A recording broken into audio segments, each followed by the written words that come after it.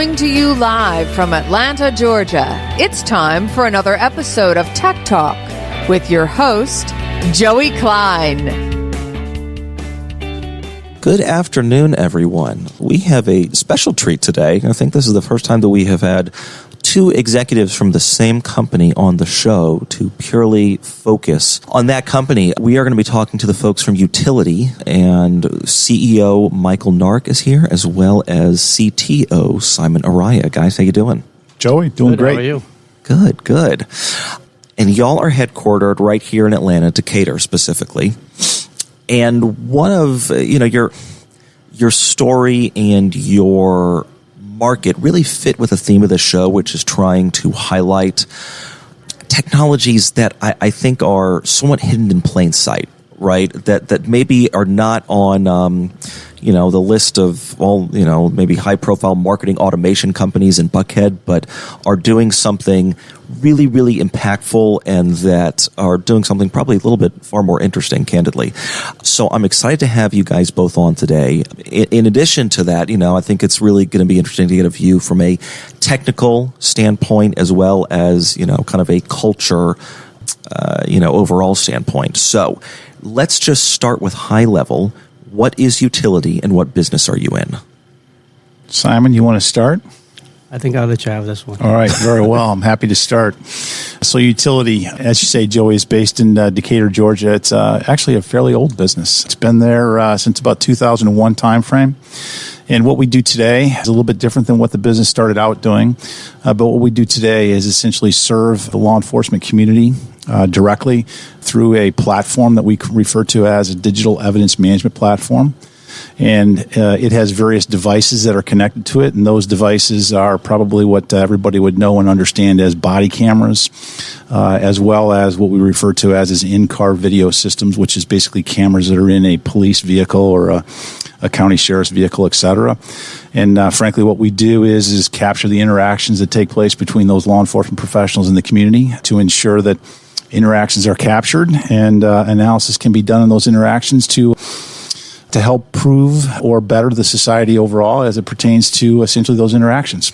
Well, and I think that you alluded, obviously, yes, you in terms of who you sell your products to, these are police departments, but in terms of who you serve, I think it is important to highlight the fact that really this is a community-wide benefit. Right, the end consumer might be a police department, but those who benefit really is a large cross section of society. 100% correct, and that is absolutely our charter, if you will, or our mandate, which is essentially the community and the fact that we're providing a platform that essentially everybody can view, everybody can serve, everybody has access to help drive just overall better community relations that take place inside each and every community that has our platform.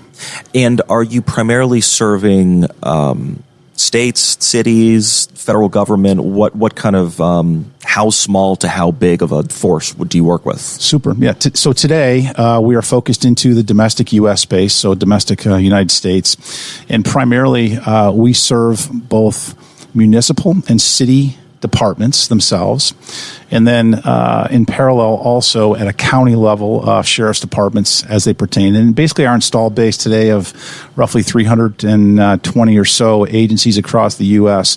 is pretty split between a county level and that municipal state level or municipal city level.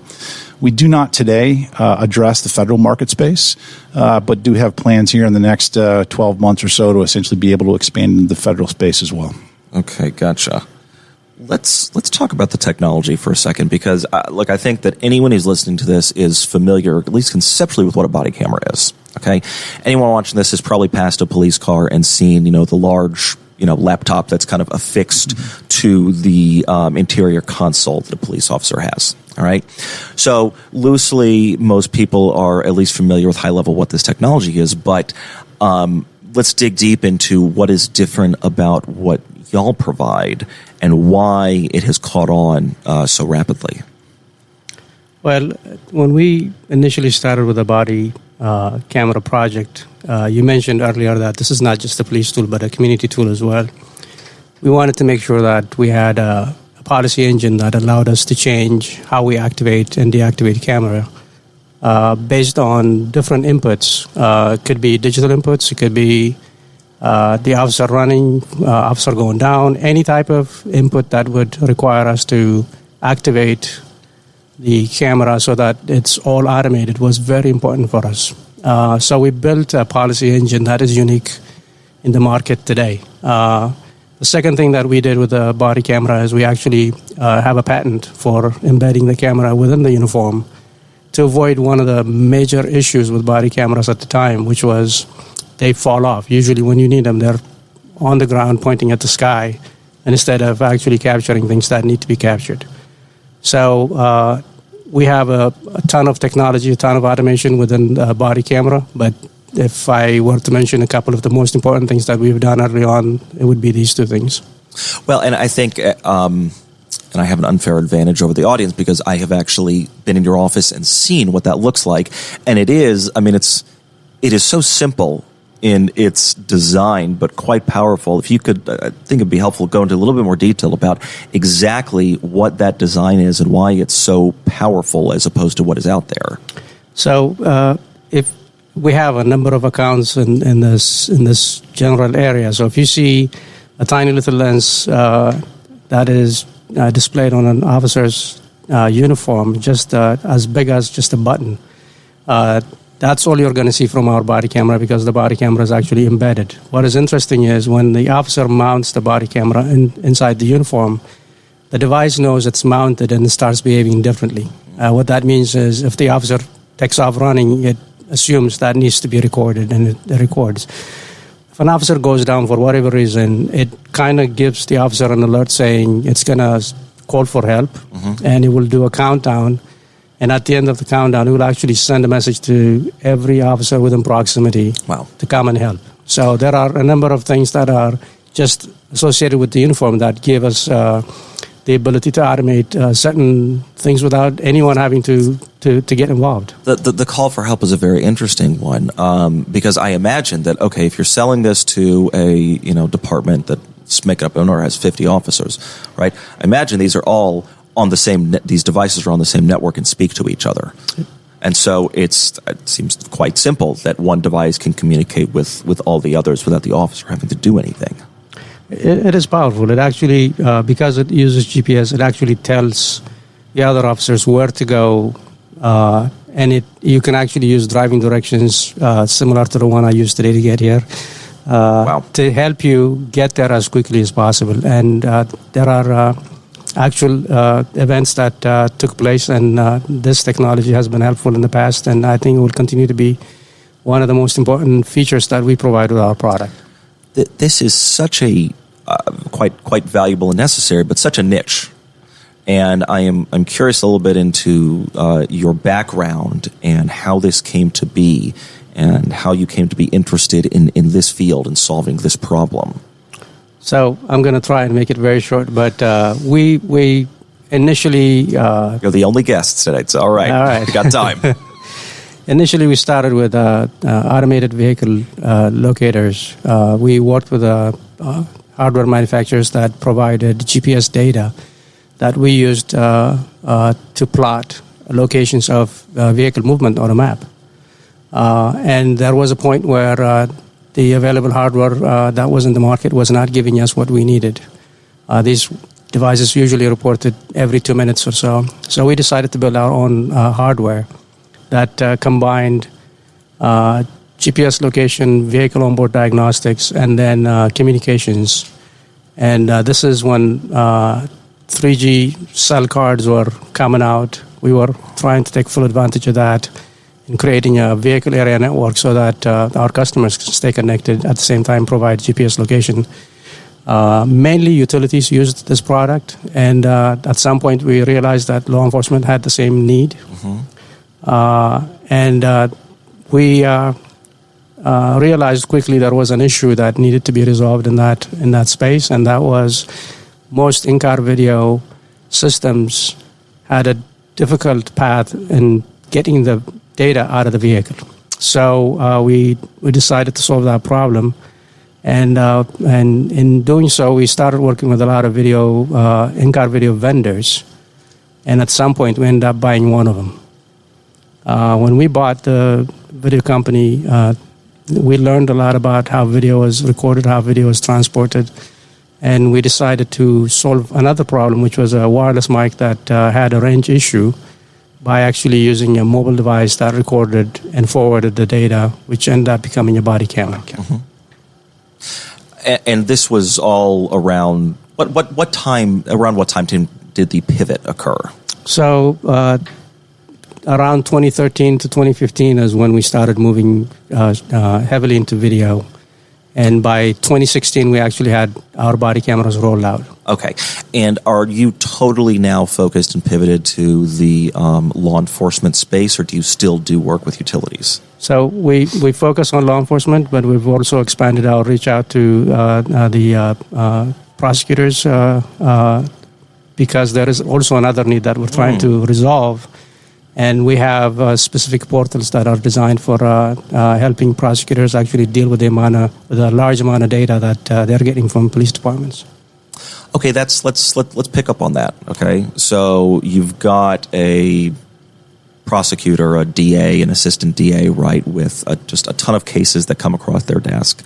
And what exactly does this system do? Helps them sift through evidence so they don't have to watch every single second of it? So let me make that a bit more complicated. Imagine having 20 different police departments that serve, push data to the single prosecutor's office. That's right. Let's imagine you're the DA for Fulton County, right? You've Exactly. got, 1 million people spread over 14 different cities. And they don't all use the same recording device, or they don't buy their product from the same vendor. So now you have to deal with taking data from different sources that are recorded in different formats and collected in different ways. It just creates a problem. And on top of that, now you have citizen mobile devices that are also collecting a large amount of data that need to be kept as evidence.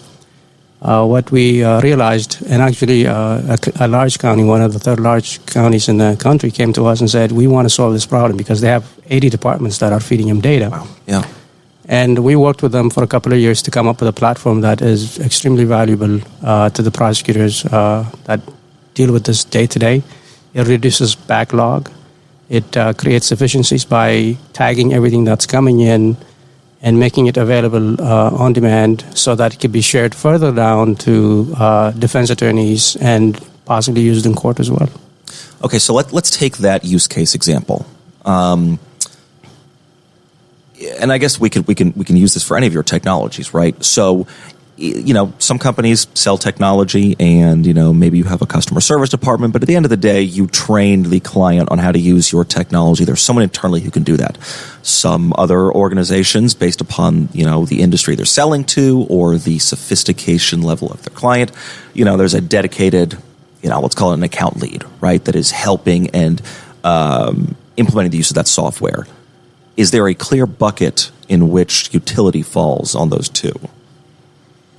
I wouldn't necessarily say there's a clear bucket. I would say what we're trying to help them drive is that ideally we want our platform to become the backbone of how they operate and how they deliver services to, in this case, the community. Mm-hmm. And so by virtue of that, we like to suggest and do execute upon relationships with our client base really as partnerships. In that we deliver a service, and the service is, of course, is the ability to access the platform, and gain insights from the content that is stored and managed on the platform. Another way that we think about it is that we're just stewards of the community's data, or in this case, the law enforcement client's data, and help them facilitate where that data has to go. And most of the time, that data, as Simon said earlier, is video, right, with an audio component as well. Which, by the way, is one of the things that we talk about being world class at, which is essentially moving video content, audio and video content that is captured in the field on devices to the cloud in a quick, near real-time fashion so that it enables dissemination to whoever needs it and can use it. And so coming back to your question, just with respect to kind of the relationships we have with the client base, 9 times out of 10, you will have essentially a couple of internal champions, if you will, or high-level administrators who will essentially be responsible for driving the solution inside the departments themselves and driving policy changes, et cetera. And we end up then being a backup mechanism to those in those cases. Those are typically our larger clients, clients that essentially might have 100 uniformed officers and greater because they have the resourcing pool to do that. In agencies that have less than that, quite frankly, we end up most of the time being that infrastructure for them and deliver kind of, we look at it as delivering our part of the bargain or our part of the service offering to them and be their kind of eyes and ears for them as it pertains to all things technical and all things kind of administrative as it pertains to the platform to ensure that, again, the content is captured, gets where it needs to be, and is used in the right fashion to drive productivity and efficiency.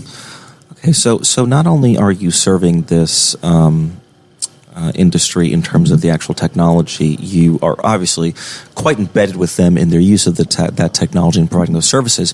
You have a really up-close and personal view of a wide array of different law enforcement agencies, from the smallest of the small to the biggest of the big.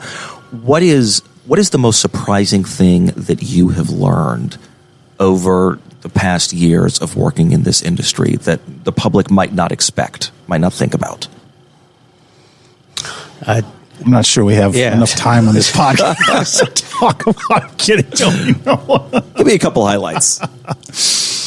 I can't think of any. The most interesting thing is there is a need for a lot of tech to go into police cars to begin with, because automation is extremely important in making sure that events are captured properly. And I think we're beginning to see that departments are becoming more informed in terms of what they need to have in place for a successful deployment of projects like a body camera project. Mm-hmm. But I think initially infrastructure is extremely important and has to be in place. Otherwise, a product like ours that removes the burden on the infrastructure has to be in place for it to be a successful project. And what that means is, if you're deploying a body camera system that requires you to have a network infrastructure in the building where all the cameras have to be docked at the same time, all of a sudden without the right bandwidth, you're not getting anything done. And that will become a failed project. So early on there were scenarios like this where projects couldn't be properly executed because of some of the missing pieces that needed to be in place. But we're seeing more and more now. The customer base is more informed. They have seen some of the issues from other departments, and projects are getting done well. But early on, utility decided to not put that burden on the department. Yeah. And most of our communication was done through our Rocket, that is also a communication platform in the vehicle that can directly upload data to the cloud. Yeah, well, and that seems like that would make sense to, just for developing the relationship, ease of use, an overall more smooth experience with the product.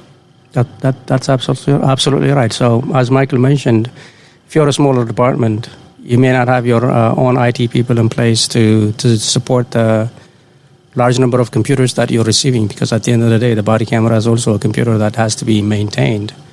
If there isn't a good strategy on how to maintain that, then that becomes a burden where all of a sudden now you have to have resources for managing these assets. You have to have resources that actually take the video and share it with the prosecutor's office or defense attorneys or the media. And that also adds another burden. And a good project, a good product has to cover most of these things so that the platform, a single platform, allows you to collect, configure, maintain, share, everything that you would need to do with a single login. And I think that's what we've attempted to accomplish with Polaris, which is our police platform. Okay, so let's set aside the 320 some odd agencies that use you right now. All right, let's take a medium-sized county in the middle of the country that is not using your technology. What are they doing right now to solve these problems? And why let's say that they invite you in and, you come and pitch and show your technology. What is the biggest reason why they are switching from what they're doing now to what you do? Joey, I'm going to take this for a second because I'm going to tie it back to your other question about lessons learned, okay. Right? And I think fundamentally, and again, I'm a bit of the short timer in terms of being a utility for the last 3 years or so, but in my viewpoint of coming into a business that for the first time I've ever been associated with in the public safety world is really the lesson learned is the opportunities that are available inside public safety to leverage technology to drive productivity and efficiency. Productivity and efficiency are two words, if you will, that are used out there, day in and day out, right? Call it the non-public safety world. Right. The reality is it doesn't connect a lot yet in the public safety world. And what you do end up with is a lot of departments that inherently are, I won't say inefficient, but can be much more productive simply because they operate in very much a siloed perspective. And that siloed perspective is what drives opportunities for that small or to medium-sized department that you mentioned, in the middle of the country that's interested in talking to us, because they functionally now are at a point where they don't have enough capacity in terms of resources, i.e. they don't have enough officers. And so they have to start looking at how do I make my officers much more efficient? How do I make them much more productive? How do I keep them out in the streets serving the community versus behind the desks managing their digital evidence, having to classify evidence and all these kind of things. And so looking at utility from that perspective, that's where we start to come and be engaged with a potential prospect or client like that who's they might have these facets of the solution. They might have a body camera system. They might have an in-car video system in their vehicles. They might have a digital evidence management platform, but they're all disparate. And they have no ability to actually bring them together. And they didn't need to before because, frankly, they had staffing that would allow that to happen. Mm-hmm. And in today's world, they just don't have the staffing to drive the amount of time and effort to put all these into a singular platform, share it up the food chain, as I like to say, and Simon said earlier, to prosecutors and whatnot.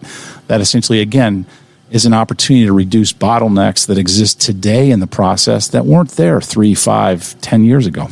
Sure. Okay. So part of it is a question of resources or lack thereof. Part of it is a question of just as, we all rely, more on technology and use it to help, enhance our lives and hopefully free up time. None of the solutions that are out there right now that someone might be using speak to each other the way that yours do holistically, it sounds like. I think that's an accurate statement and correct, and that is the value proposition that we bring, which is the integration of the platform, right? And the platform in this case being that digital evidence management platform and getting all the content there. The second part of the benefit of that content, which Simon mentioned earlier, which is also something that truly differentiates us, is the ability to automate via workflow, i.e. based on the policy that each department has, to essentially allow these things and allow these interactions to be recorded automatically without any manual interaction. That's, in its simple, finite world, that's productivity and efficiency right then and there. Yeah. Let's talk a bit about the company itself. All right. So we have, I think this is it's an interesting point of view because, Simon, we have you that, has been with the company since the beginning as a founder. Michael, we have you that has come on as CEO in the past couple of years, obviously kind of seeing the company at very different times in its life cycle. So I'm curious how each of you has approached culture and team building from your different vantage points and departments, and what is important to you as you look to the future of utility on both those fronts. You want to go first? Sure, I'll take a start. Not a problem at all. I think one of the unique things that, Joey, as I got involved with utility and looked at culturally, you always kind of liked, and I've been fortunate enough to have success in other businesses, and bring them to market to a high level of growth and driving high levels of client satisfaction. And one of the things that rang pretty near immediate with me with utility is that from the client-facing side of things, we talked about our value proposition, which is really about transparency and accountability. Our internal culture did not actually have that, so our internal culture didn't necessarily match what we were selling and what we were providing to the client base. And so over the last 3 years or so, one of the, number one priority on my end has been driving a change in the culture that matches how we're actually expecting our clients to actually use our application or our platform as well, which is, first of all, being transparent about what the business is, transparent about what our strategy and direction is, measuring it on a consistent basis, and more importantly, sharing that information on a consistent basis with our employee base so that they can see both the good and the bad obviously representing opportunities to improve, and that we talk about how to improve on those things that can be improved versus filing them away or essentially not bringing them to the forefront. So for me, that's really the cultural transition that and we're not there yet, right? It takes a long time to actually drive that change, but it's really driving that level of accountability and transparency. It's easy to do at the executive level, but it's also important to drive that all the way down into the organization as well to match, frankly, what our value proposition is to the client base. Sure. So as far as our people are concerned, I think we like to attract people that actually care about what we do, because what we do matters. We've been lucky enough to have a lot of employees that have stayed with us for many, many years. Mm-hmm. And at the end of the day, when you're working on something that could save lives or create the harmony that we are looking for in the communities that we live in, I think it matters, and I think most of the people that work at our company understand that what we do matters on a day-to-day basis. Well, I'm glad you touched on that, because really you are a mission-driven organization, very purely, and for someone that, look, we all have different levels of kind of what we need out of our work. Okay, some people can go somewhere for 8 to 9 hours a day and do whatever they need to do, and then come back home, and it doesn't necessarily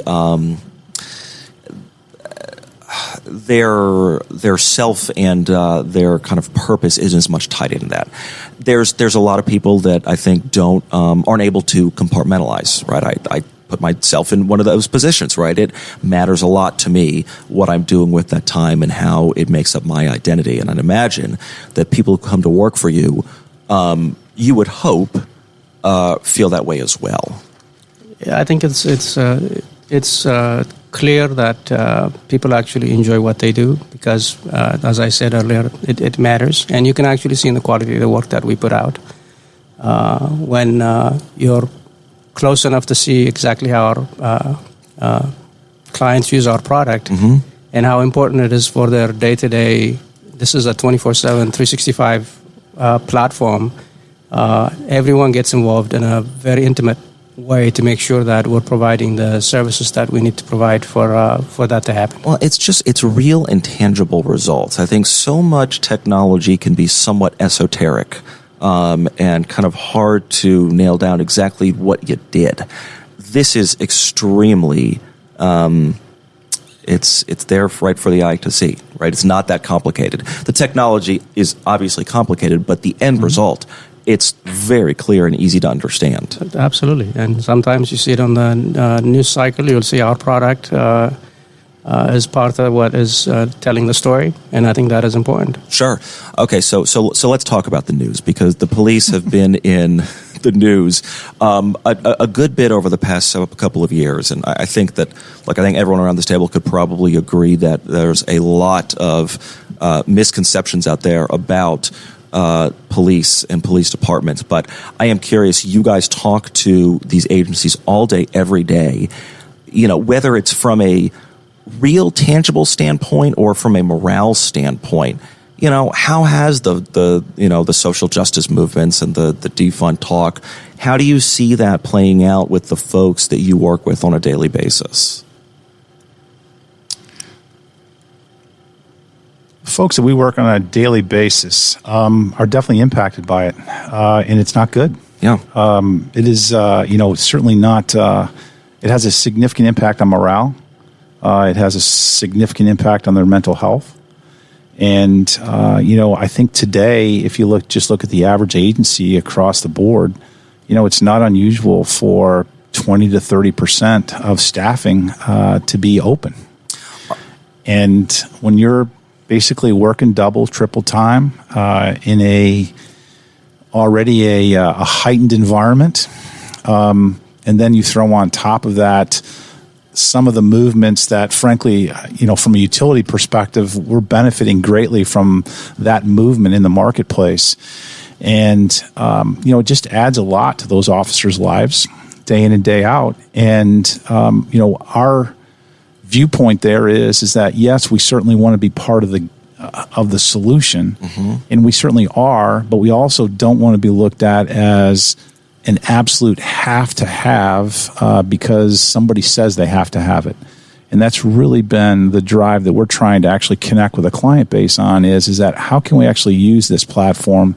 And I know I've used this probably too many times here, but there's that productivity and efficiency piece that says, look at this as a tool to help you do your job. I don't want to say better, but more efficiently and more productive, because our assumption obviously is they're all doing a great job. That's right. Well, and that's the starting point. And I can imagine that you probably don't become a police officer to have to deal with back office technology work. Right. And so I think that anything that can be done that, whether from a paperwork perspective, technology perspective, anything that, allows someone to just purely do the job for which they were hired and are most passionate about. I mean, I think you can take this across a lot of different industries, right? Lawyers that, run their own firm, but, they're like, I didn't sign up to be a manager. I just want to practice law. I mean, obviously very different fields, but I think that you can take this across a lot of different professions. Doctors, for example, just want to practice medicine, not deal with all the other stuff. Police officers, I think it's just even much more of an acute example because it has such real life consequences. I'm unfortunately not surprised to hear you talk about 20 to 30% of openings because, I mean, how do you recruit? How do you recruit in an environment in which you are, the sales pitch is, okay, come and get a decent bit of criticism from the community for not amazing pay and put yourself at risk. No kidding. I mean, no kidding. And as Simon said, I mean, that's where we find ourselves as a business trying to support that, right? And, we our view and our, if you will, mission and vision is to give them something that differentiates not only how they can do their job day in and day out, but makes it easier for them to do their job day in and day out. So it's much more comfortable for them to actually drive and connect with that community, and it's, I wish I could say that we had the ability to do that. In terms of essentially bring them on board, we don't. What we can do is just basically give them a tool that will make them much more efficient or much more effective in their job. They obviously have to have the commitment to do that job and commit to essentially, supporting the community and the community's interactions. And I just want to go back to what you said earlier. As part of your job, there is something that you want to do, and then there is this extra stuff that comes with it, the paperwork, the documentation, all of that stuff. And we try and pay attention to these things and try and figure out how we can automate some of these things by integrating with external products like computer-aided dispatch systems so that we can document the incident without the officer having to do anything at all, so that he can focus on, or she can focus on what they need to do to complete their task. What that means is the more and more integrations that we bring into our platform, the less and less work, manual work you'll have to do. And hopefully that will help and become a force multiplier and reduce the burden of loss of employees within the department. One would hope so. I mean, I think that I'm a firm believer that a lot of little changes make up a big change. And I think for your product to be successful, amongst other, I'm sure, factors and KPIs that you track, I mean, if it even saves an officer 10 to 15 minutes of time that they can focus to the actual job for which they are passionate, for which they were hired to do, that's a win, right? And you multiply that across days and departments, and that makes a very big impact. Absolutely. The other thing that's very beneficial that we believe our platform delivers, and we work with our partner agencies to try to do this is to bring the human aspect of the job to the community. And we're fortunate enough with our technology and the way that it works automatically is we have the ability to capture a lot of those for our agency partners. But more importantly, what we have is the ability for them to share that with the community in a for lack of a better way of saying it, controversial perspective, and it's not based on an event that can be a lightning rod. It's really about essentially connecting with the community and sharing those stories with the community about how these officers interact with them day in and day out. And that's that human interest side that we also have been working strongly over the last, give it 2 years or so, with the various agency departments from their information side of things and their outreach side of things to actually share these real world stories about how not our technology, but how our technology captures really, really good, solid interactions with the community and sharing that and allowing the agencies to share that with the community in a much more proactive basis versus a reactive basis. Sure. I think you guys that's fantastic, right? It's your very simple purpose is to sell technology that makes police departments' lives easier, right? But I think that you have rightly tapped into that.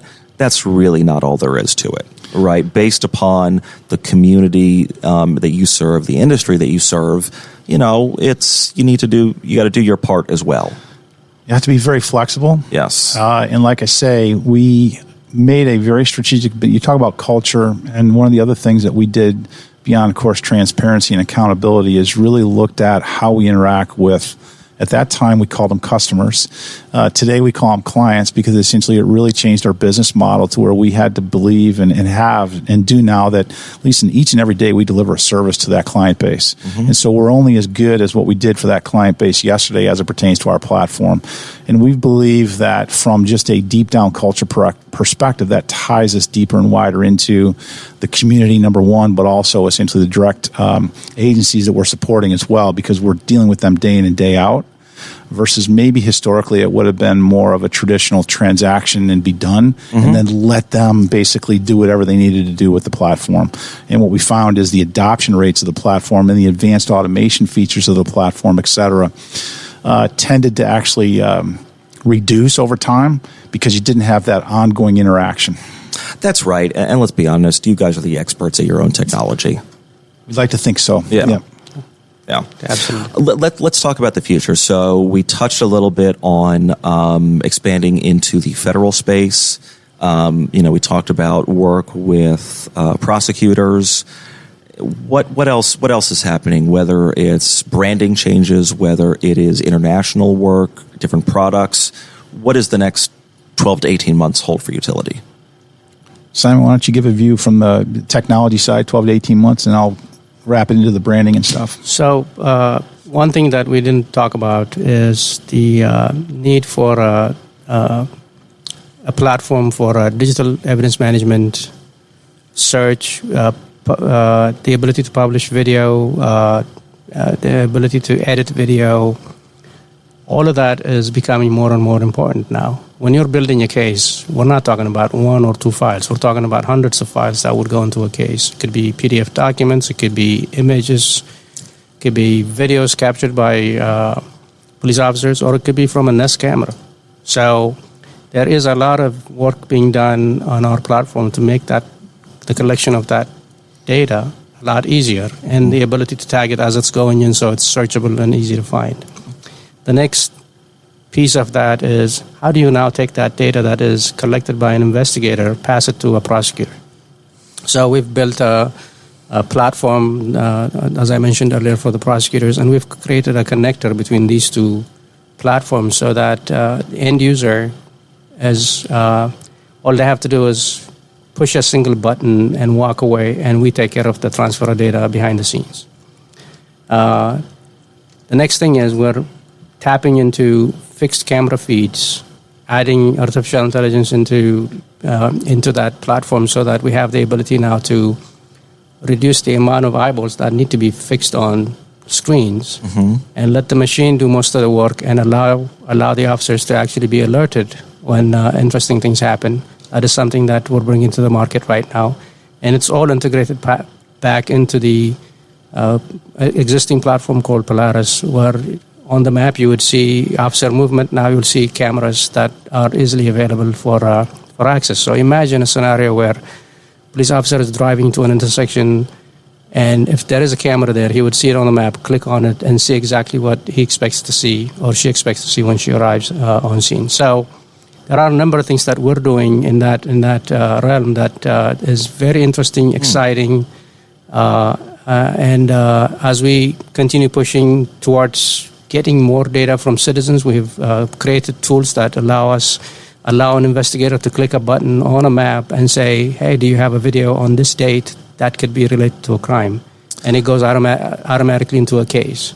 So that is fascinating. Okay, so let's, everyone has the Ring cameras right now. Yep. Right? So how does the message from an investigator get out to, let's just say it's a mile radius? Okay. Right?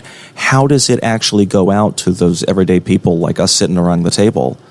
So there are community programs right now where a police department can come and ask to register your cameras. Huh. That doesn't mean they will have access to your cameras. That just means they will know the presence of a camera at a specific location.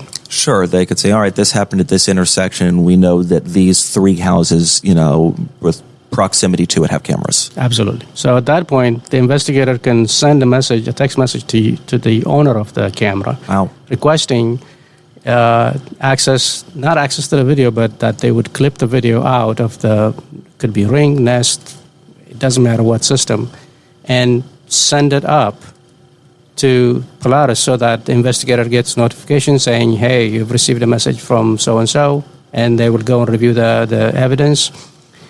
Without such a technology, they would have to go door to door, knock on doors, and see if someone has any evidence at all. That's amazing. That is extraordinarily powerful. And actually, you just touched on something that I'm going to tell you a perception I have, and you can tell me how right or wrong I am. So I am very curious if the proliferation of not just personal cameras, but also, we have the cameras all across all of our major cities, right? Yep. And I think to myself, not that I really have plans of committing a crime, but I think to myself, how does anyone in this day and age where there are cameras everywhere, on everyone's phone, everyone's house, every light pole, how does anyone get away with anything? I am curious if, my perception is, have police departments had higher clearance rates since the cameras have kind of spread around, or am I thinking way too optimistically? I think it's getting easier with automated plate readers and cameras on intersections and personal cameras, Nest, and things like that. Mobile cameras usually come into play when something actually happens. Sure. People pull them out, but there are cameras everywhere. And in addition to that, your mobile device is also collecting a lot of data that could be valuable. It's a GPS tracking device in your pocket. So the question is not where the data exists, but the investigator having access to that data. That's the big piece, right? Yes. And we're trying to connect the dots. Right. I can have a library full of books, but if they're not alphabetized or categorized, how do I find what I want? Right. That's right. You go back to the other part of the conversation, we were talking about the lessons learned, right? And you look at these departments who are down headcount 20, 30%, you look at a community who's actually asking for, where is my police presence? Right. The way that you can actually bring the police presence to the community, given the shortfall in headcount, is you improve or you automate some levels of the investigative outreach. Whereas before, you might have a department that was staffed well enough where you could dispatch an officer to every robbery, have a discussion with the individuals who are associated with it. And whereas today, probably the first thing that happens is we'll get there in a couple of days because we're backlogged and take a report. Right. But what we can do is essentially take the time and the time associated and where it happened and essentially search cameras from an investigative perspective to actually see if there's something on camera that we can actually do it. So they start the investigation kind of remotely versus essentially in a face-to-face basis. I think the policing has changed significantly in the very, very short period of time as a result of that.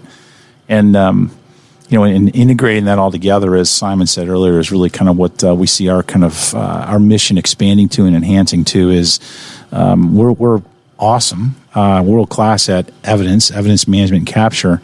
And now, as we basically are branching out, it's really bringing in the investigative front end to that, so that an investigator can do that remotely, do that from the platform, make his or her determination about what truly is then evidentiary, and then move that into the back end, if you will, the platform, which now becomes a case. I mean, it seems like such a logical next place for your business to go.